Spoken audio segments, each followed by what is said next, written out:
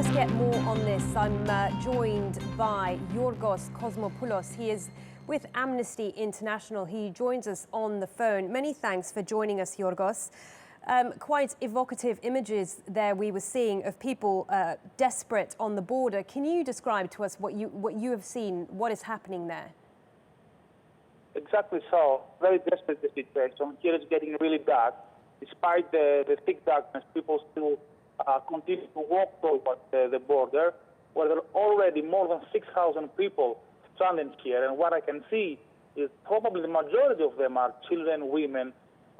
Some of them are very ill. I've seen quite a few people on wheelchairs, and the night ahead looks really difficult. What I understand is that the Macedonian police will only let 300 people to cross today, and that's not a good sign.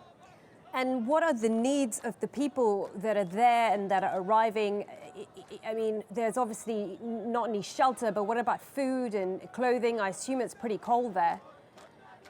Well, there is some sheltering to be found, but this is only a transit camp, so it cannot host all these people. I don't think the capacity is more than 2,000 people, and that's only, again, for transit situations. So the majority of them will spend the night in the open, sleeping rough, or some makeshift tents, or some tents volunteers and other NGOs are providing them, and getting quite chilly in the evening. The food coming is mostly from volunteers and NGOs. Some people complain it's not enough, but as people keep piling up here, I mean, it's definitely going to get more and more difficult, not to mention the sanitary conditions. And what are the authorities saying to you, I mean, people like you from the international organizations?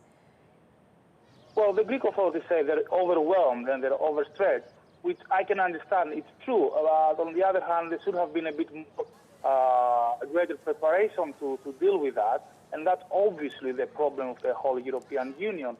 What we see here is symptomatic of a European Union who lacks its leadership and lacks the will to treat these people with dignity and with their basic respect for their human rights.